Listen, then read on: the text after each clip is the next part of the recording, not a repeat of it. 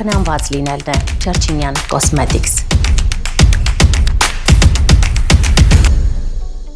Բարև հարգելի հեռուստադիտող, բոլոր նրանք, ովքեր կարևորում են էսթետ լինելը եւ ժամանակին համահունչ քայլերը, անշուշտ նաեւ սկսում են զբաղվել իրենց ատամնաշարի ավելի սպիտակ, ավելի գեղեցիկ եւ էսթետիկ լինելու հարցով։ Դա ժամանակակից ստոմատոլոգիայի մեծագույն նվաճումներից է ատամների վինիրինգ, սպիտակ ատամներ, հոլիվուդյան ժպիտ եւ ահա այս բոլորը նախադրության հարց է իհարկե, ուղղակի պետք է ընտրել գրագետ եւ ճիշտ մասնագետ։ Շատերը այս քայլի գնալուց առաջ պարզապես ունենում են մի շարք հարցեր, որոնց պատասխանները մենք հիմա կտանք այստեղ Medinform-ի շրջանակում։ Ես իրոք զրուցել եմ հրավիրել բժիշկ ստոմատոլոգ Vivian Dent ստոմատոլոգիական ընկերության տնօրեն Ավետի Սահակյանին։ Բարև բժիշկ։ Բարև ձեզ։ Շնորհակալ եմ, որ Medinform-ի զրուցակիցն եք եւ պետք է հեռուստադիտողի հետ այսպես հետաքրքրող հարցերը հեռուստադիտողի բարձրացնենք հենց այստեղ։ Ես եմ շնորհակալ ձեզ հրավերքի համար։ Բժիշկ, այ հետաքրքիր է ատամների սպիտակեցման դիմելիս շատ են այն հարցերը, որոնք մարդիկ ունենում են։ Այո։ Եվ ամենահուզող հարցը ո՞րն է նրանց։ Ատամների սպիտակեցման հետ կապված ամենահուզող հարցը ինչ տեսակի սպիտակեցումներ կան քիմիական սպիտակեցումներ, որոնք կատարվում են կլինիկայում, կան սպիտակեցումներ, որոնք գույնը որոշվում է արդեն, իսկ պացիենտի հետ միաժամանակ որոշելով ինչ գույն կատարել սպիտակեցումը, լինում են սպիտակեցման մի քանի տեսակներ։ Հիմնականում այս պահի դրությամբ շրջանառվում է ցիրկոնային վինիրները, որոնք կատարվում են արդեն իսկ ատամների նախապես մի փոքր հղկումից հետո պացիենտի հետ համաձայնեցնելով գույնը, տեսքը ատամների։ Ներեցեք ընդհատել եմ, այսինքն ցիրկոնային վինիրները ասվածը հենց այն շապիկը, որը փակցվում է, դա է ցիրկոնից պատրաստվում։ Այո, որը որ փակցվում է ատամների վրա, դա պատրաստվում է արդեն ցիրկոնային կամ կերամիկական հիմքով եւ փակցվում է ատամների վրա։ Կա երկրորդ տեսակը, որը ելի շատ ավելի արդի է օգտագործվում է, այսպես ասած պլոմբանյութով, հա, ինքը էսթետիկ վինիրներն են դրանք, էսթետիկ պլոմբանյութով հենց կլինիկայում անմիջապես ստանում ենք պացիենտի հետ միաժամանակ ատամի գույնը, տեսքը, դա կատարվում է կլինիկայում եւ հնարավոր է ստանալ 1 օրվա ընթացքում։ Այսինքն սպասելու ժամանակահատված այստեղ չունենք, հենց տեղում է։ Այստեղ պլոմբանյութով, այո, հա, էսթետիկ վինիրների դեպքում չունենք այդ խնդիրը, իսկ կերամիկական կամ ցիրկոնային վինիրների դեպքում կատարվում է նախապես ատամների մի փոքր հարթեցում, նշեմ, որ այդ ամեն ինչից ատամները չի տուժվում, մի փոքր էմալապատ շերտն է ասես։ Ընդամենը էմալապատ շերտ, այո, մի փոքր հարթեցվում է, որի վրա փակցվում է արդեն իսկ վինիրը։ Կարծում եմ դա ամենահետաքրքրող հարցն է, չէ՞ շատերին։ Այո, շատերին, այո, դա ամենահետաքրքրող հարցն է։ Իսկ հաճախ է այնքան մեծ լինում տարբերությունը նախընտրած, որոշած ատամի տեսքից եւ իրականում ստացված։ Այո, տեսեք, ատամների երանգները բազմազան են, բնական ատամների գույնը բազմազան են, լինում է դեպքեր, այսպես ասեմ ձեզ, A2, A3 ատամների գույն ունեցող պացիենտը, որը իրականում մի փոքր ավելի դեղնավուն ատամներն են, նախընտրում է ինքը A1 կամ բլիչ ատամներ, որ ավելի սպիտակն է, հա, իրականում շատ տարբեր են լինում A3-ից բլիչ տարբերակը, շատ տարբեր են լինում, բայց նախասիրությունները տարբեր են։ Եթե ցանկանում է պացիենտը, իհարկե ճիշտ է,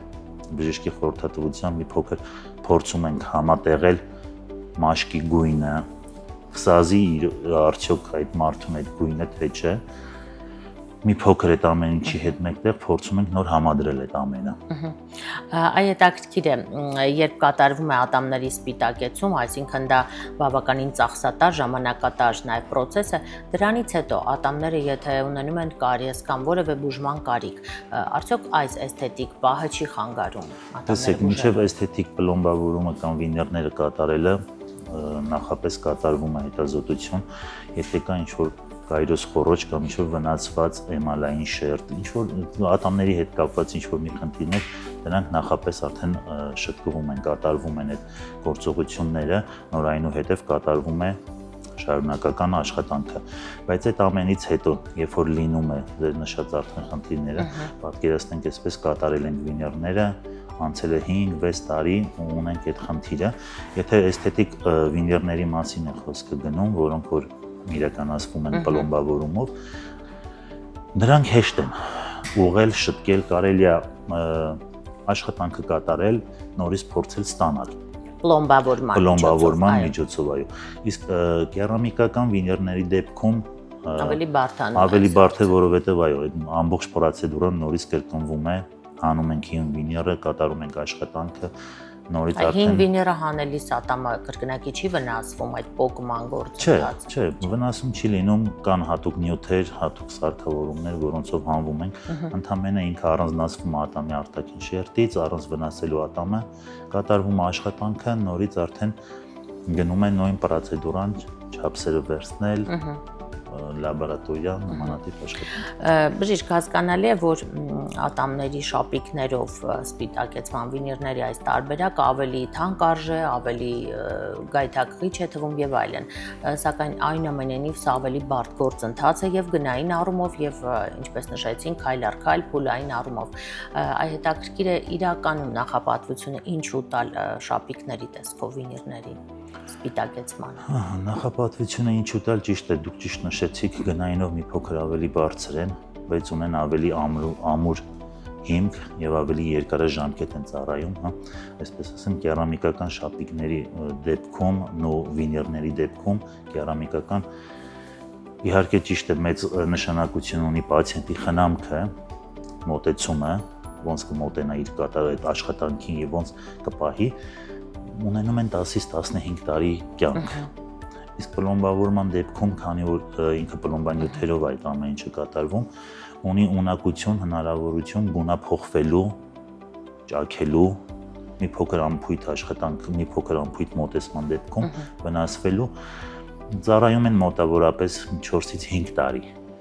Դրա համար ինչի համար տալ շապիկավորման, ոնց որ այսպես ասած, կատարում ես մեկ անգամ ներդրում եւ ամբողջ կյանքի համար, այո։ Հա, 10-15 տարի ծառայում է, եթե շապիկի դեպքում։ Շապիկի դեպքում, եթե իհարկե պլոմբանյութի դեպքում։ Պլոմբանյութի դեպքում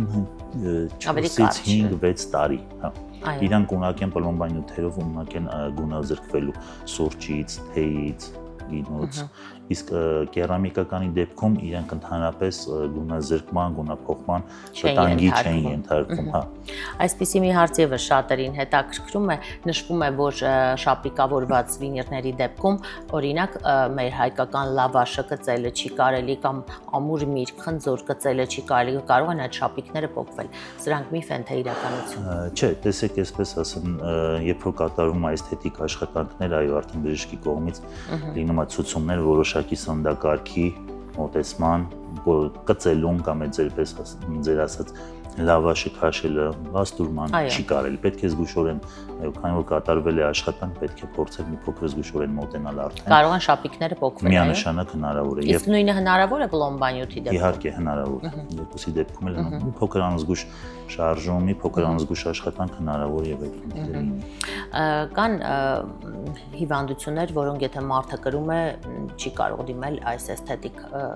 միջամտություններին։ Տեսեք, հիվանդությունների առումով այսպես նշեմ, երբ որ կատարվում է պլոմբանյութով էսթետիկ վինիրներ, ցանկացած պարագայում հնարավորություն ունենք թեկուզ 1 կամ 2 տարին մեկ անգամ իրան հղկելու, վրան ավելացնելու այդ խնդիրը։ Իսկ կերամիկականի դեպքում դա չի լինում, փոխվում է ամբողջությամբ։ Այո, կան հիվանդություններ, դա շաքարային դիաբետն է, որ ինքը օրգանիզմում լնդերի փոփոխություններ առաջացնում, այո, լնդերի հիվանդություն, որի պատճառով կարող է լնդագպանիկները բարձրանալու դեպքում արդեն այդ վինիրների եզրերը արտահայտվում են, թափանցվում են եւ կարիք է լինում փոխելու։ Այս դեպքում պլոմբանյութի դեպքում կարելի է ավելացնել, շտկել, հղկել, իսկ կերամիկականի դեպքում ամբողջությամբ ենթարկվում է փոփոխման։ Կան այո հիվանդություններ, որոնք պետք է հաշվի առնել, պացիենտին ճիշտ ուղղորդել կարելի է թե չէ։ Այո, հետաքրքիր է շատ բժիշկներ, ովքեր այս գործընթացի կատարողն են, իրենք անձամբ չեն կատարում այս եղանակներով սպիտակեցումը։ Միգուցե քիմիական եղանակով են կատարում եւ այլն։ Այ ինչու՞մն է հարցը, նրանք արծես հագեցել են այդ էսթետիկ տեսքից, թե այստեղ կան ինչ-որ բայցեր, որոնց մասին միգուցե պացիենտներին բժիշկը չի ասում։ Տեսեք, այսպես ասեմ, ձեզ ես ինքս լինելով ատամնաբուժ, ես ինքս երբեք չեմ կրի վիներներ, ես ինքս երբեք չեմ ենթարկի իմ ատամները քիմիական սպիտակեցման, որովհետև ես ինքս նախընտրում եմ ունենալ բնական, մի փոքր թեկուզ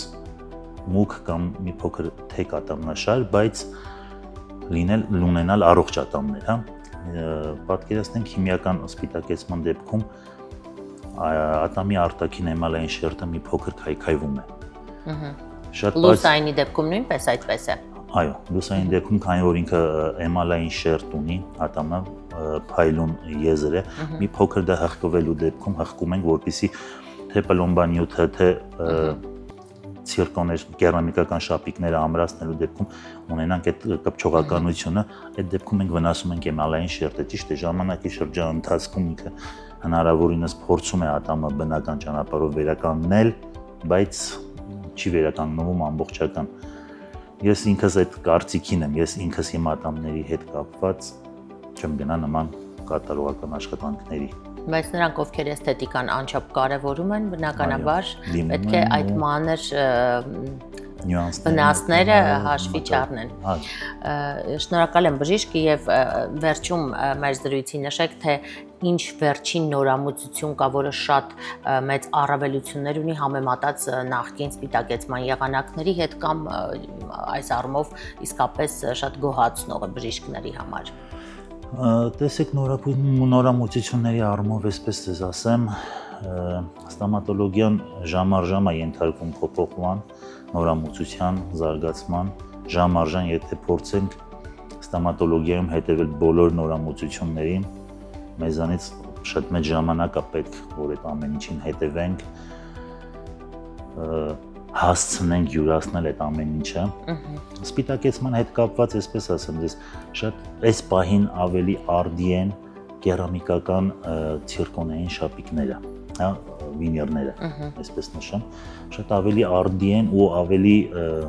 նպատակային են, որ ժամանակի առումով ավելի երկար են ծառայում,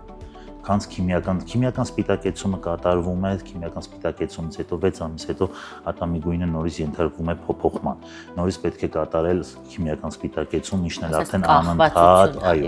անընդհատ էմալային շերտը վնասելով բերում է նրան, որ վերջում հասնում ենք արդեն ցիրկոնային կամ կերամիկական շապիկների տեղադրման, ոչ թե արդեն վիներների, այլ շապիկների տեղադրման, քանի որ կատարվում է ատամի քայքայում, կոռոզիա։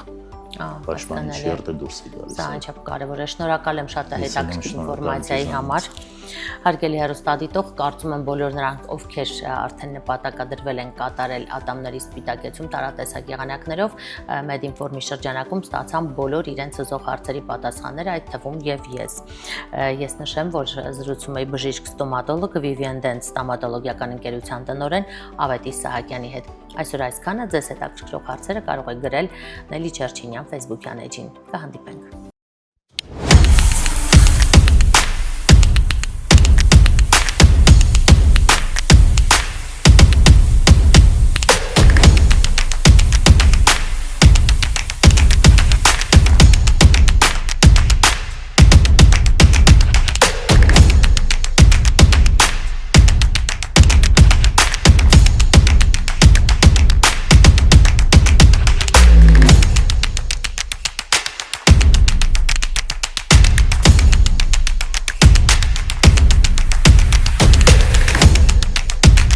Կարևորը խնամված լինելն է։ Չերչինյան Cosmetics